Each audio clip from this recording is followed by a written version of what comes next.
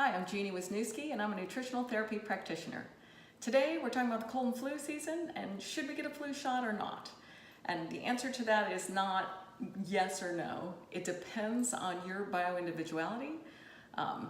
We have to consider the risk versus the benefit.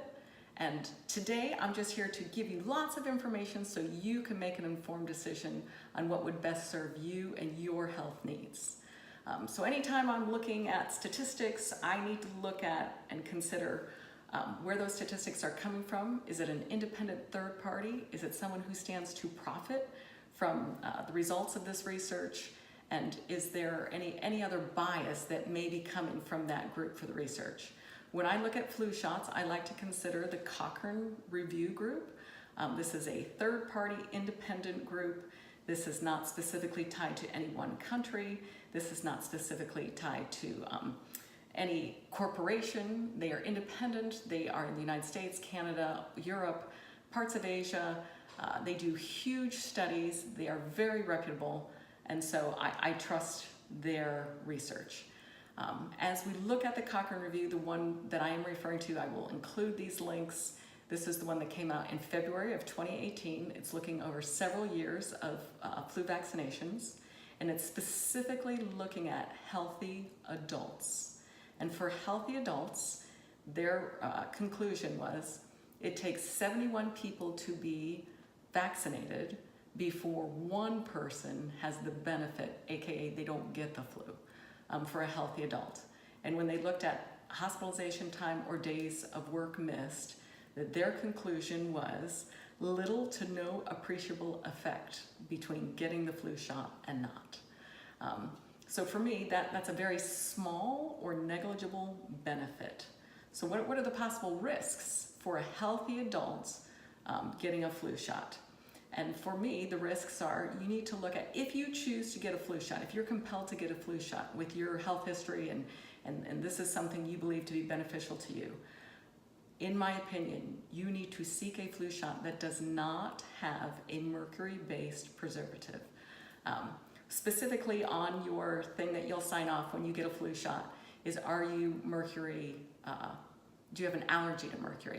So technically, a mercury allergy, even the smallest amount, could be fatal, and so you don't get a flu shot. However, mercury is a toxin to all humans, and small amount or not, we don't want to be injecting that into our bodies. All mercury preservatives have been removed from children's vaccines, and in my opinion, you should never take a flu vaccine that has mercury-based preservative. Get the kind that doesn't have that. There are other small amounts of toxins, so this is just issues that your body has to process through, has to clear out. A healthy individual should be able to do that, but over time, if you're getting them every year, it's just more stress for your body. So in my opinion, that is a risk. Other risks include other allergies that you might have. If you have an egg allergy, you can't get a flu shot. It does increase your risk of getting GBS or Guillain-Barré syndrome, which is a neuropathy type disease, which is an autoimmune disease. So there are risks, although small, from getting a flu shot. And there are tiny benefits, they are also small. So as you look at that, you get to consider, is the flu shot worth it to me or not? I've had a lot of people ask me, do I personally get a flu shot? I personally do not get a flu shot. But I am a healthy adult and I do not get a flu shot. So, oh my gosh, if I don't get a flu shot, what am I gonna do? Or if I do get a flu shot and it's not effective, what am I gonna do? I've already had my flu shot, what am I gonna do? There are lots of things you can do.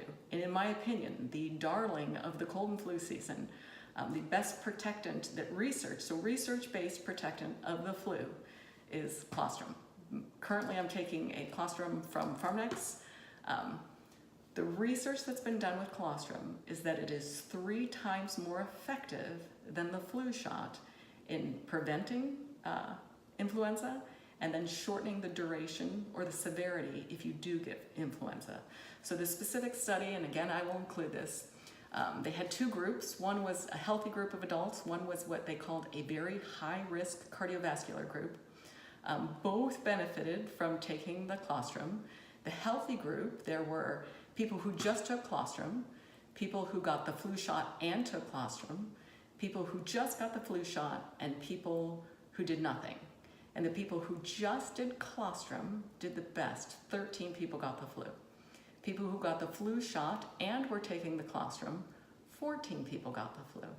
People who just got the flu shot, 41 people got the flu. And people who did nothing, 57 people got the flu. So in my opinion, to lessen your chance of getting influenza, I highly recommend supplementing with colostrum. So colostrum is found in milk. It is the thicker material if you were nursing, that when you first gave birth to your child, you had the colostrum. The colostrum you buy is bovine or cow colostrum, but clinically shown to reduce your risk of influenza and lessen the severity if you do get the influenza. Raw milk has colostrum. Milk you buy in the store does not, but raw milk does. Some whey proteins that are processed, these are ones that tend to be very expensive, still have the immune properties in them. So these are all different ways you can get colostrum and start adding them to your diet. Colostrum helps you build your natural immune system. So your best preventative for both colds and flu is a really strong immune system. So I highly recommend supplementing with colostrum. Over and above that, your best defense from both flu and cold is washing your hands, and washing your hands often. And when I say washing your hands, I mean for at least 20 seconds. It's not if you have an antiviral, antibacterial soap or a regular soap. It is the amount of friction or rubbing and the amount of time that you're doing it. So whether you use either type of soap, if you don't do it long enough, the getting rid of whatever is on your hands decreases. So 20 seconds or more of washing your hands. Don't touch your face. The reason little kids get sick so much more often is everything they touch, and then it's oral and it's touching their face and touching each other. And so if you have a horrible habit of sticking your hands on your face or finger in the mouth or pencil in the mouth, break that habit. Wash your hands, wash your cell phone. Cell phones are just filthy, germy messes. Good hygiene is a great preventative for both cold and flu. Over and above that, we want sleep. Good sleep helps your immune system stay intact. Sleep deprivation tears your immune system down. So bare minimum 6 hours, our goal is 8 hours. This is what helps build a healthy immune system. Get rid of the sugar in your diet. Sugar increases inflammation, it tears down your immune system, and the actual sugar can feed the bacteria and other things in your gut that you do not want. So lose the sugar. And then lastly, exercise. Exercise has been shown to build your innate immune system. And for those people who exercise 45 minutes daily, they have almost 50% less sick days, and specifically less days with cold and flu. So exercise in your diet. Getting outside, being in the circulated air all the time, particularly dry air, as we have our heaters on in the winter, the drier air makes our throats drier. We don't have the natural, there's in our saliva, there's actually immune cells, and that's one of your first line of defense. So getting outside and keeping your environment not too dry is helpful in preventing cold and flu. And then the sun, so D3 is necessary for our immune system. So if you can spend time out in the sun, that gets more difficult as our winter months come in and we have less daylight hours. So I highly recommend supplementing with D3 during cold and flu season. If you're not already doing that, D3 is great for building your immune system. Most doctors will also recommend vitamin C. Vitamin C is great for our immune system.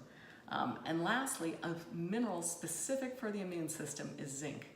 Research has been done with zinc, and there are great tasty zinc lodgings that the kids like. They almost taste like the vitamin C, and they don't have too much sugar. When you do a C, make sure you get a C that doesn't have ridiculous amounts of sugar. It's gonna have a little, but not too much.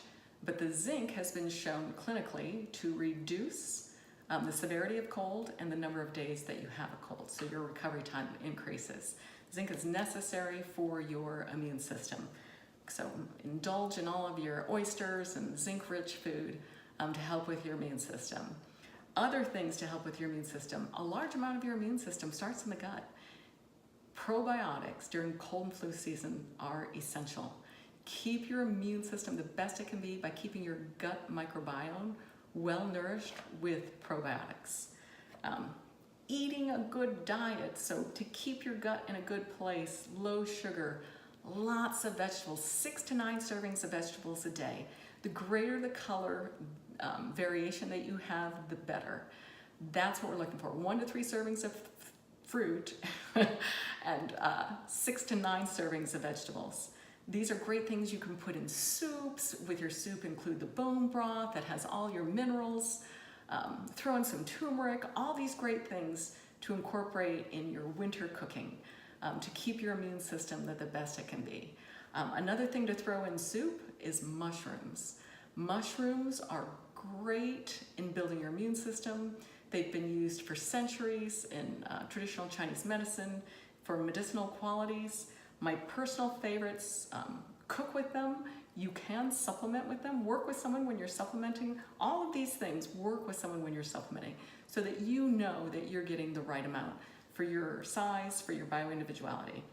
My personal favorites for mushrooms are the reishi mushroom and cordyceps mushrooms. Both of them are great for building your immune system. One of the herbs, ginseng, is also helpful in building your immune system, and in this particular brand, it's the cordyceps and the ginseng is together.